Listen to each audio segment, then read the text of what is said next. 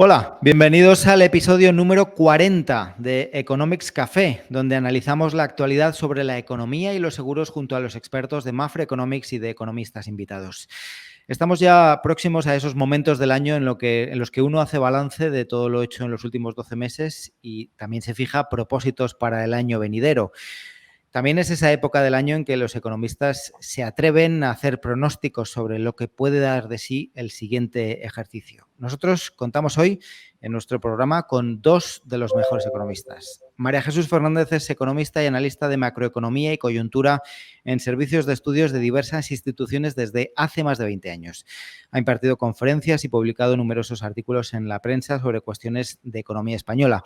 Actualmente es economista senior en el área de coyuntura económica de Funcas y profesora de Economía Española y Financiera en la UNED. María Jesús, muchas gracias por sumarte a este Economics Café. Un placer. Gonzalo de Cadena Santiago es director de análisis macroeconómico y financiero de Mafre Economics. Gonzalo es doctor en economía por la Universidad de Humboldt y cuenta también con una gran experiencia en labores de investigación en economía cuantitativa en equipos de análisis como el de BBVA Research, Banco Santander o Cemex. Gonzalo, bienvenido de nuevo a Economics Café. Muchas gracias por tenerme otra vez, Juan. Bueno, ya sé que es una papeleta un poco arriesgada eso de hacer previsiones, sobre todo sobre el futuro, como decía aquel, y otra malta también sobre los economistas, permitidmela, es que han sido capaces de predecir 9 de las últimas 5 recesiones. Así que vamos a intentar poner un poquitín ese periscopio hacia los próximos meses y ver cómo se presenta el ejercicio.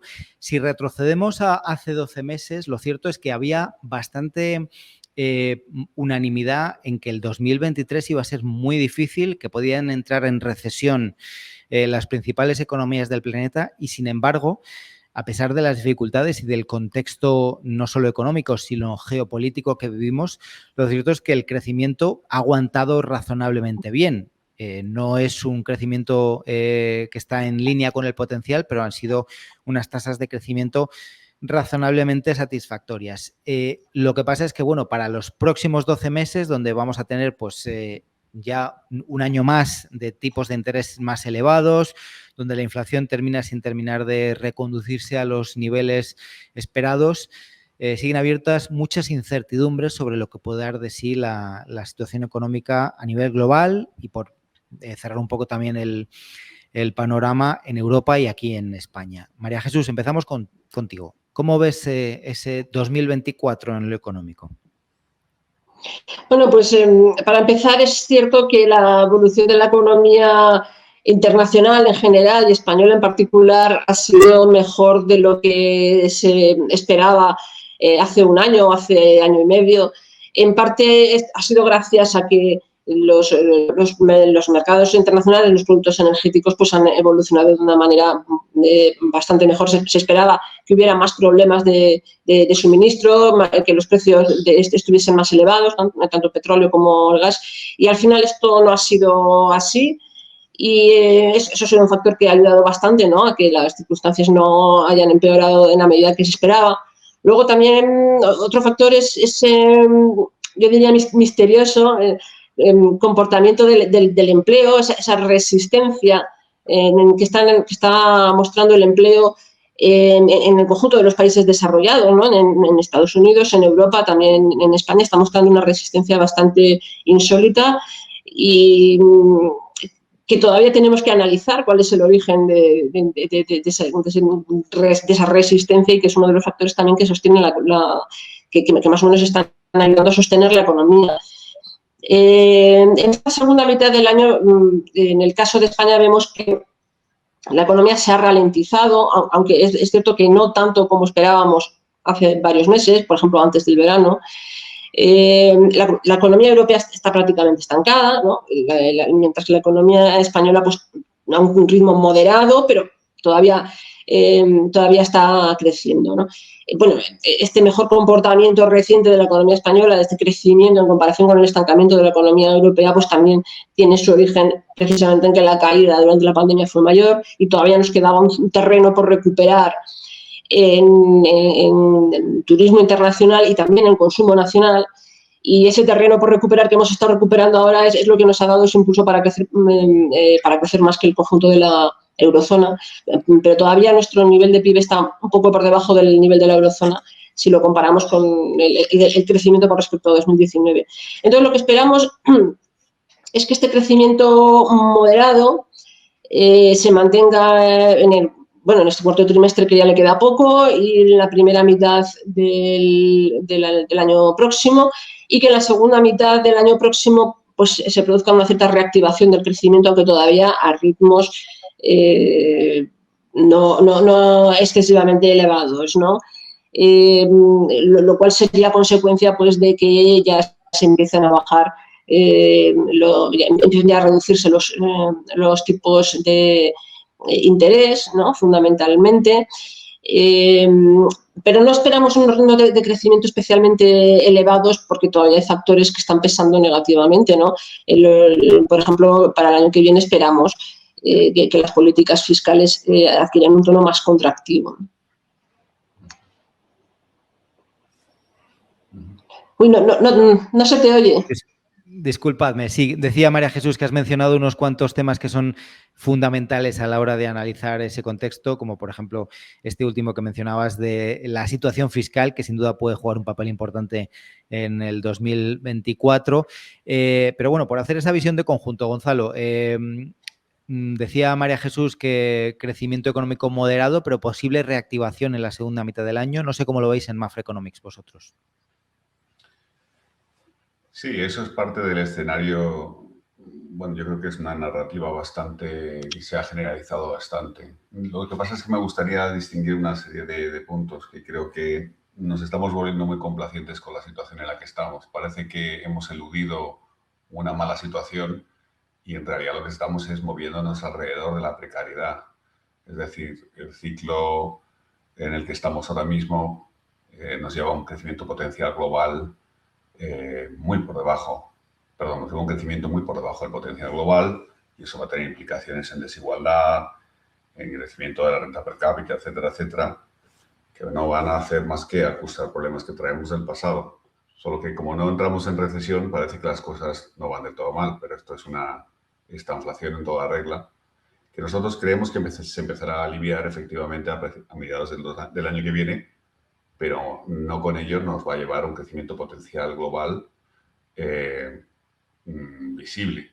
Y es básicamente porque la mayor parte de los países desarrollados seguirán aportando muy poco al crecimiento, quizá con muchos matices y diferencias entre países y abriéndose una brecha importante de crecimiento entre los países emergentes asiáticos y el resto de los emergentes, una brecha importante entre los desarrollados a un lado del Atlántico y otro, siendo Europa el enfermo nuevamente en términos de crecimiento global. Es decir, que sí habrá una recuperación, pero estamos hablando de una recuperación desde una situación muy poco prometedora. Entonces, en ese contexto, pues ya está ocurriendo lo que estábamos esperando que ocurriese, es que la inflación se está moderando. No se está moderando por un éxito generalizado, sino por un lado se corrigieron problemas de oferta del pasado y ha habido efectos base, además, con respecto a las cosas que habían pasado en el pasado, como por ejemplo el gas y algunas materias primas. Por otro lado, los efectos de la política monetaria y de la desaceleración y recesión en muchos casos per se ya ha llegado. Hemos pasado mucho tiempo hablando de los lags de la política monetaria, si estaba causándonos factura o no. La verdad es que en Europa ha llegado. Lo que pasa es que ha tardado un poco más. En Estados Unidos pues ha sido más resistente, porque tiene un mercado de trabajo, como bien ha anunciado María Jesús, con muchas restricciones por el lado de la oferta, con temas de cualificación, todo el mundo está atento a la curva de Beveridge, etcétera, etcétera, pero también va a llegar además en una situación en la que una gran fuente más allá del desempeño del mercado laboral, pues ya la política monetaria causará efectos sobre la capacidad de adquisición de activos, en términos de inmobiliarios, aquí en Europa también, extracción de renta del valor de los activos inmobiliarios, que eso es muy relevante, el home equity extraction que hay en Estados Unidos para soportar el consumo, y además nos apuntamos también a esa situación en la que habrá más disciplina fiscal en todas las grandes economías del mundo. Entonces, bueno, pues es un contexto en que efectivamente eludiremos una recesión global, recesión inflacionaria, pero nos vamos a una situación de mediocridad de crecimiento. Y eso no se revertirá hasta que no haya un mayor crecimiento del potencial y de la productividad en general, que probablemente venga acompañada de la diseminación de algún cambio tecnológico, pero desde luego no políticas de demanda como hasta ahora. Vale. Gracias. Sí, si me permites... ¿Quieres añadir algo más a esto? Sí, María Jesús, claro. Sí, que tiene mucha razón Gonzalo en lo de la complacencia, ¿no? Has hablado más en lo que se refiere al ámbito de la economía internacional, pero en el caso de la economía española se puede aplicar lo mismo, ¿no? Lo que he dicho son perspectivas relativamente favorables a corto plazo, pero es cierto que hay factores estructurales que nos condenan a un crecimiento potencial muy reducido, que son elementos estructurales sobre los que no se ha actuado. Llevamos desde que empezó este siglo que no hemos reducido nuestra brecha con Europa en cuanto a PIB per cápita, en cuanto a productividad, y los factores que están detrás de ese negativo comportamiento de la productividad y del PIB per cápita no se han afrontado, y no solamente no se han afrontado, sino que se van adoptando pequeñas medidas una tras otra que van en el sentido contrario, ¿no? Que van en el sentido de crear más regulaciones, más costes de producción en las empresas, más obstáculos y, bueno, y la cumbre, ¿no?, de todas estas regulaciones que van en el sentido negativo al que deberían de ir es la reforma de pensiones, ¿no? Que a mí me parece que ha sido una medida que va a tener unos efectos muy negativos ya durante ya muchos años, ¿no? Porque es un tipo de medida que es muy difícil de retirar una vez que se ha introducido, porque es difícil que ningún político se atreva a modificar los cambios que se han realizado. Y va a pesar muy negativamente, me temo, durante las próximas décadas, ¿no? Y bueno, y eso unido pues a muchos otros factores relacionados pues, con el mercado laboral, el reducido tamaño de las empresas, la formación, ¿no? La educación.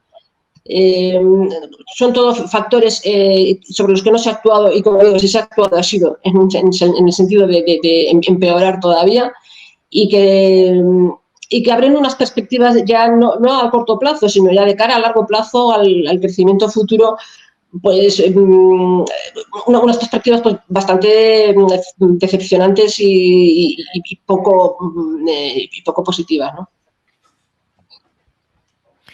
Muy de acuerdo. Pues sí. Oye, María Jesús, un aspecto de la política económica que mencionabais los dos en vuestra primera respuesta, que me gustaría profundizar ahora un poquito más.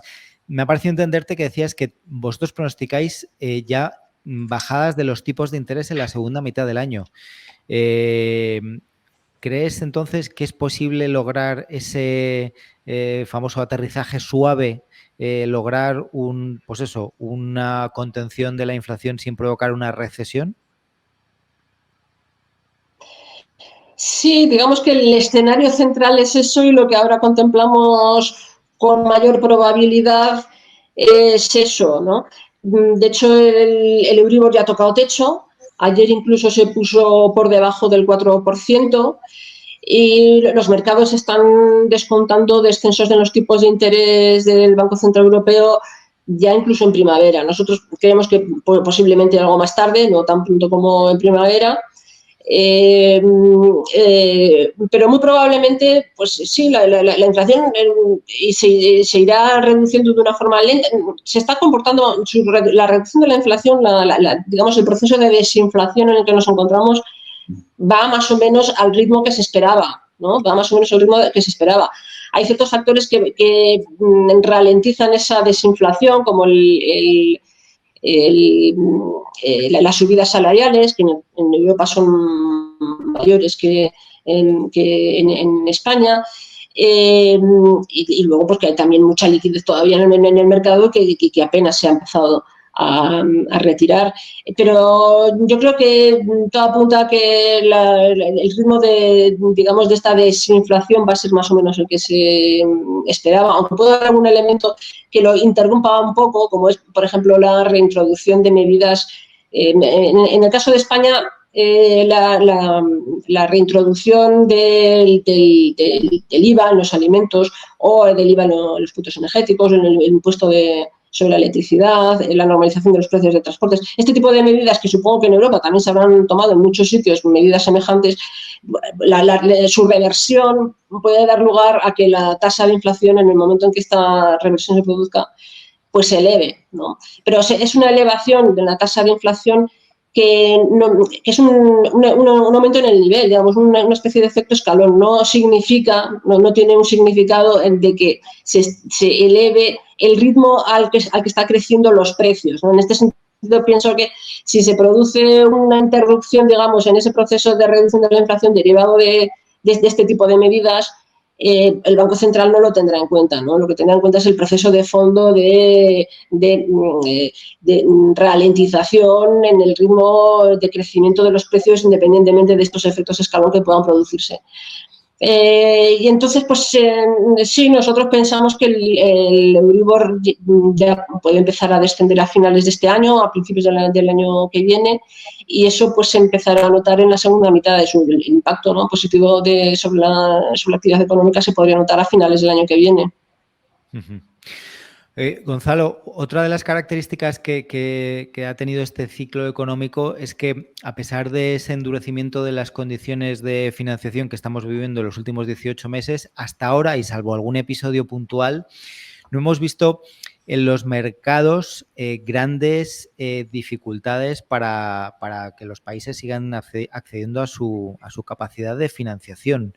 ¿Tú crees que la política fiscal podría pasar más a la palestra en el próximo ejercicio, en el sentido de que si algunos países no son lo suficientemente ortodoxos en su cumplimiento de objetivos fiscales, pueden empezar a surgir turbulencias y dificultades en los mercados en este sentido? La auditoría de la sostenibilidad fiscal siempre entra en momentos como este. En el año 2013 ocurrió algo muy parecido. Estábamos en una situación donde la política monetaria sufrió un traspié, pero endureció mucho los costes de financiación. Hubo cierta disidencia con respecto a la disciplina fiscal que tenían que tener determinados países europeos y emergió ese riesgo que en Europa suele mencionarse mucho acerca de la fragmentación, incluso de la convertibilidad de algunos países, ¿no? Y eso se debe básicamente al miedo de que determinados países no sean lo suficientemente responsables con sus finanzas públicas, dada la enorme deuda y el déficit estructural que aún acarrean y que difícilmente se van a poder quitar porque hay muchos gastos estatutarios que se han quedado, por así decirlo, enquistados. Yo creo que no es tan alarmante como se piensa en una gran parte de los países. Por ejemplo, en América Latina no lo vemos tan alarmante porque la apreciación del dólar pues es relevante con respecto a monedas emergentes, pero no es la de hace 5 años. Y en Europa, bueno, es que la disciplina fiscal ha cambiado de orientación y antes era un mero ajustarse el cinturón y ahora en teoría se trata de ver qué tipo de disciplina fiscal es más acorde con una capacidad de sostener determinado crecimiento futuro, hacerlo más granular, más orientada a reorientar esa capacidad fiscal a la inversión, con lo cual hay cierta aventuranza a que eso se haga de una manera que produzca crecimiento, no solamente. Entonces, no tengo la sensación de que haya un miedo fiscal como el que hubo hace 10 años. Ahora bien, y hay otro factor que ha sido muy relevante, y es que pese a que la deuda es elevada y los tipos son elevados, también tenemos una inflación poderosa que en última instancia es una erosionadora de la deuda. Con lo cual, eso es un contexto diferente al anterior. Y creo que no hay que ser alarmista porque no estamos en una situación como la anterior. Toda vez que la deuda pública y privada es más elevada y los tipos, los costes financieros de la deuda pues, también han crecido, pero nosotros no vemos, por ejemplo, que haya lo que los economistas llamamos dominancia fiscal, la política monetaria. Es decir, no estamos en una situación como la anterior. La deuda es elevada y el crecimiento es relativamente bajo como para que sea sostenible, pero de momento para nosotros no representa el problema que se está mencionando, aunque hay que atacarla y sí que va a haber una disciplina fiscal de un carácter u otro, pero no me parece que estemos en una situación tan alarmante como en el pasado. No sé si quieres añadir algo más, María Jesús, y ya de paso también aprovechar para preguntarte, habéis repasado algunos de los factores que están sin duda o que van a condicionar al crecimiento el año que viene, pero no hemos mencionado también otros que no son estrictamente económicos, sino más geopolíticos y que pueden tener sin duda efectos sobre la economía, algunos imponderables, como por ejemplo el calendario electoral que tenemos en 2024. ¿Cómo lo ves?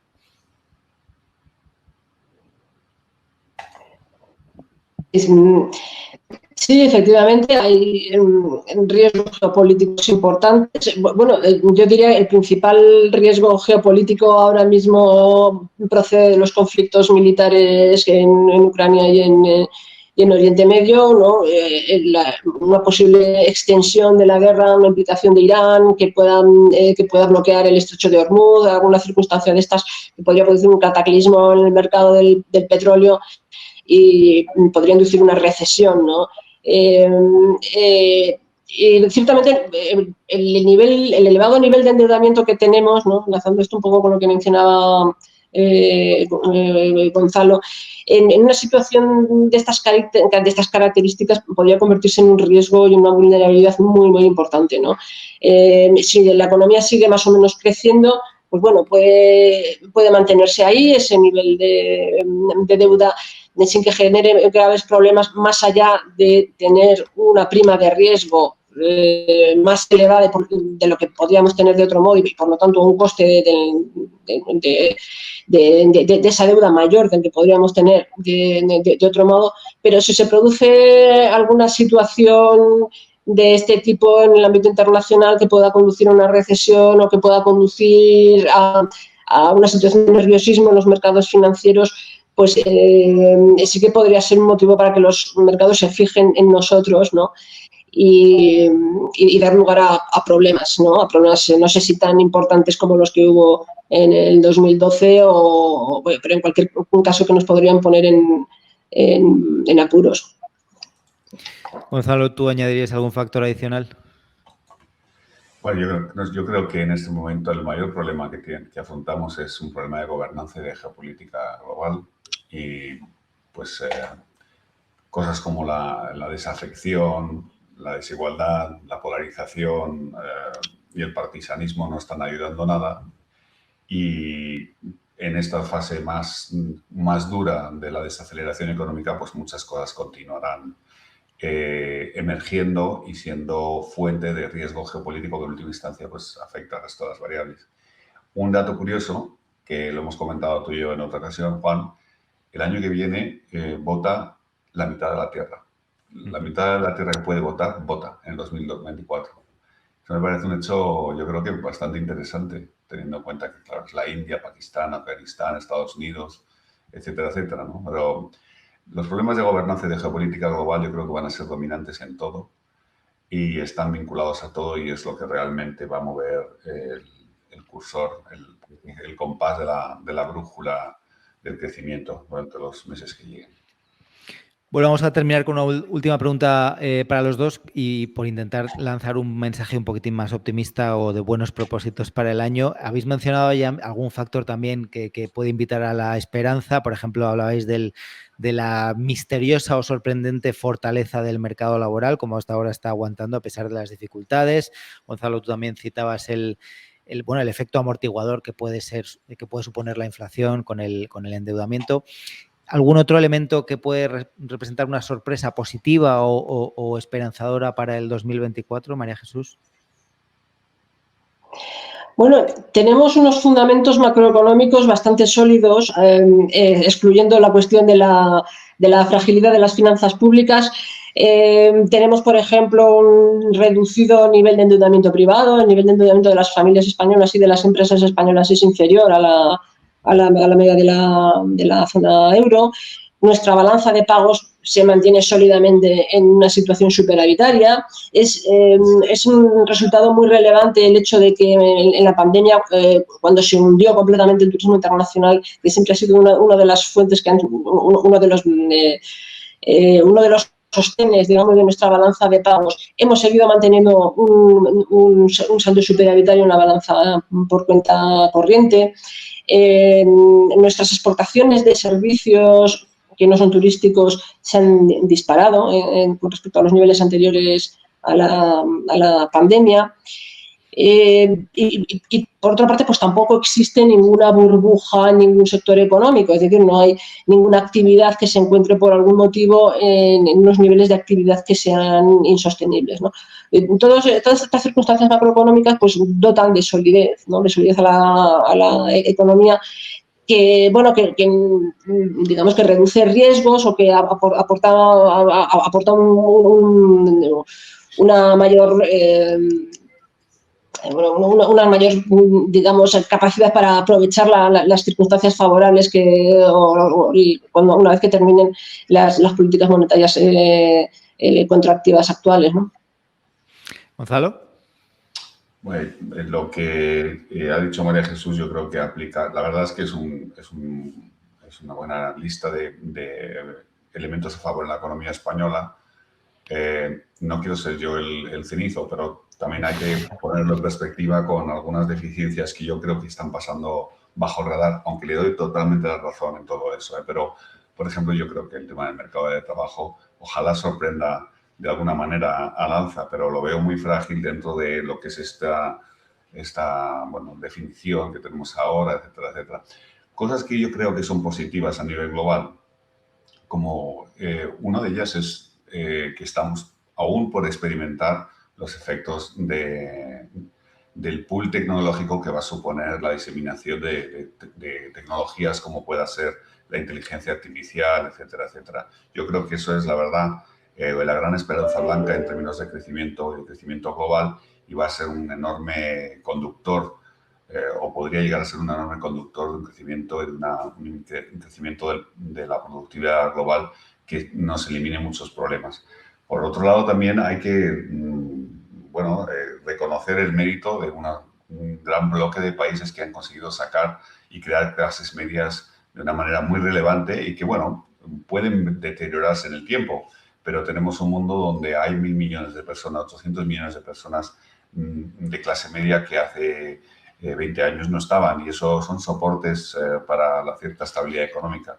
Es decir, hay focos motivos por los que tener cierta esperanza, pero yo creo que son también motivos que van a afectar más en el largo plazo. A corto plazo seguiremos viendo pues, una tormenta quizá corta, pero que yo creo que va a ser visible. Y en la economía española, pues eso, efectivamente, hay coyunturalmente determinadas fortalezas que nos harán pasar el bache mejor, como puede ser también el tema del turismo, pero no nos olvidemos que si Alemania se pone enferma, nosotros estornudamos.